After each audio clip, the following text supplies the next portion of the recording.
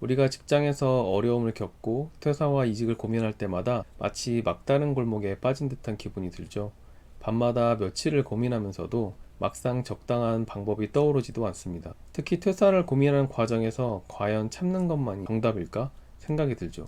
또 반면에 그런 이야기도 많이 들려옵니다. 너무 힘들어서 퇴사했는데 뒤돌아보니 내 커리어가 물경력이었다. 최근 상담드리면서 정말 많은 개발자분들이 취직과 이직에 대해서 고민이 많으신 것 같습니다. 저도 3년차에 퇴사 고민을 많이 했습니다. 업무는 만족스러웠지만 동료의 의도적인 비아냥이나 놀림이 정말 견디기 힘들더라고요. 그렇지만 바로 퇴사를 결정하지는 않았습니다.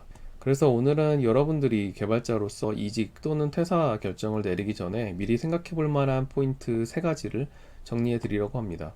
이 질문들은 단순히 결정을 내리는 데 도움을 주는 것 뿐만 아니라 언제든지 떠날 수 있는 여유를 가질 수 있도록 도와줄 수 있을 것 같습니다. 그럼 시작할게요. 첫 번째로 스트레스는 어디서부터 오는가입니다. 스트레스가 외부에서 오는지 내부에서 오는지 또는 극복할 수 있을지 고민해 볼 필요가 있습니다. 이미 몸으로 나타나고 있다면 건강을 챙기는 것이 우선입니다. 스트레스로 인해 면역력이 약해지고 질병을 유발한다는 논문은 많죠. 지금 생각해보면 퇴사하기 전 1년 전부터 몸에서 많은 신호를 보내고 있었던 것 같습니다. 환절기도 아닌데 괜히 몸살이 난다던가 알 수 없이 피곤했던 기억이 납니다. 결국 머릿속을 찌르는 두통 때문에 퇴사를 했었죠. 미세 스트레스라는 말 들어보셨나요? 조직과 네트워킹 분야의 전문가인 롭 크로스와 캐런 딜로는 미세 스트레스에 대해서 이렇게 정의합니다. 함께하는 사람들에 의해 유발되는 사소한 스트레스의 순간들, 너무 일상적으로 일어나서 거의 알아차리지 못하지만 일단 누적되면 대단히 큰 피해를 주는 스트레스, 너무 작고 사소해서 그냥 넘겼던 것들이 어느 순간 불행하다라는 감정을 만들어내는 것이라고 하죠. 미세 스트레스의 원인 중 하나는 예측하기 어려운 윗사람입니다. 많이 겪으시죠? 갑자기 말도 안 되는 일정을 요구하는 팀장, 1픽셀만 옮겨달라는 디자이너, 출시 전 갑자기 스펙이 바뀌었다는 기획자 등이 있겠죠. 별다른 악의는 없는데 여러분에게 요구하는 것을 끊임없이 조금씩 바꾸는 겁니다. 이렇게 되면 이걸 먼저 해야 되나, 저걸 먼저 해야 되나, 아니면 새로 준 업무부터 해야 하나, 그냥 걱정돼서 한 말이었나 등 자신이 하던 일을 과도하게 걱정하느라 머리가 복잡해지고 원래보다 2배 이상 노력을 해야 하는 경우가 생기게 됩니다. 결국엔 뭘 해야 될지 명확하지 않으니까 업무도 의도와 다르게 완성되고 결국 부정적인 피드백이 오겠죠. 그리고는 자신의 능력을 의심하게 됩니다. 이걸 극복하기 위해서는 일단 리더의 성향을 이해하는 것으로 시작할 수 있습니다. 그 사람의 행동을 좌우하는 우선순위가 뭔지, 회사의 전체적인 상황과 맥락을 파악하고 있다면 변경 사항이 그 기준에서 벗어날 때 바로 반박할 수 있겠죠. 보통 상식적인 근거로 설득을 시도하는데 의외로 대부분 실패합니다. 그리고 감정도 상하죠. 하지만 윗사람도 위에서 내려오는 과도한 요구사항 때문일 수 있기 때문에 결정권자가 중요하게 생각하는 근거로 대응하는 것이 메시지가 더 잘 먹힙니다. 또 다른 미세 스트레스의 원인은 책임의 급증입니다. 누군가 퇴사하거나 일정을 앞당기기만 해도 업무가 확 늘어나죠. 평소에는 다 처리할 수 있었기 때문에 아무 생각 없이 일을 받지만 야근이 점점 많아지고 어느 순간 그저 버티는 상태로 바뀝니다. 이때는 퇴사할 용기도 이직할 자신도 없어지는 상태가 될 수 있죠.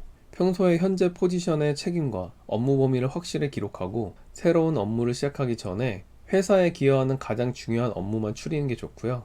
조직장에게 기존 업무를 재조정해달라고 요청하는 것이 좋습니다. 특히 이때 시간을 가장 많이 잡아먹는 부분이 무엇인지 파악해뒀다가 위임하거나 도움을 청해두면 업무 속도도 보장할 수 있겠죠. 두 번째로, 지금까지는 외부에서 오는 스트레스를 말씀드렸고 나로 비롯되는 건 아닌지 확인할 필요가 있습니다. 심리치료사인 크리스텔 프티콜랭의 책 나는 생각이 너무 많아에서 생각이 많은 사람들은 감각과 감성이 남들보다 예민하다고 합니다. 보통 누군가와 대화할 때 귀에 들어오는 정보의 순서는 단어가 첫 번째이고 속도, 리듬, 말투, 억양, 마지막으로 음성 순이라고 합니다. 그런데 생각이 많은 사람들은 음성을 제일 먼저 인식한다고 하죠. 그 사람의 목소리가 높은지, 낮은지, 거친지, 부드러운지 등이죠. 발음을 특이하게 한다는 것만으로 내용에 집중하지 못하고 머릿속이 복잡해진다고 합니다. 여러분도 여기에 속하시나요? 굳이 이렇게 예민한 축으로 가지 않더라도 대화를 하다 보면 억양이나 말투에 영향을 받는 건 어쩔 수 없죠. 저도 회의할 때마다 비아냥거리는 팀원 때문에 속상한 적이 많습니다만 그때마다 전달하려는 메시지를 파악하려고 노력했고 가급적이면 그런 팀원과의 접촉을 피하면서 팀의 비즈니스 목표에 집중하려고 노력했습니다. 결과적으로는 성과랑 승진도 챙길 수 있었죠. 지금까지 스트레스에 대한 질문이었고 마지막으로는 내가 생각하는 성장의 정의입니다. 2023년 프로그래머스 개발자 설문조사에 따르면 커리어 고민의 72% 이상이 전문성 부족이라고 합니다. 하지만 사람마다 가고자 하는 커리어가 다르고 정답은 없습니다. 또 회사마다 싸울 수 있는 경험도 다르죠. 권한과 책임을 최대한 가지고 전반적으로 컨트롤할 수 있는 게 성장이라고 정의한다면 스타트업을 가는 것도 좋겠죠. 평소에 관심을 두고 연마하고 있는 기술을 실제로 실무에 적용해 보면서 전문성을 높이는 것이 성장이라면 조금 큰 규모의 기술 조직으로 취업하는 게 좋겠죠.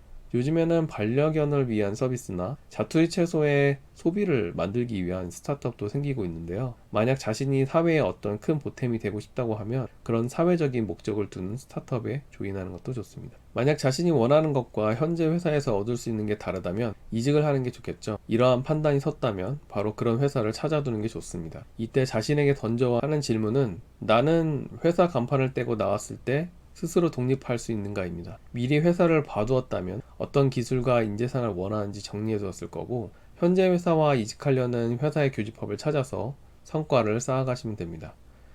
오늘 내용이 좀 길었는데 정리해 보겠습니다. 원하는 것으로의 이직을 위해서는 마음의 여유가 있어야겠죠.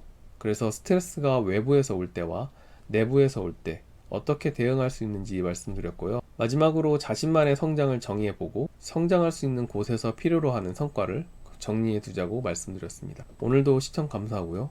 좋은 하루 되세요.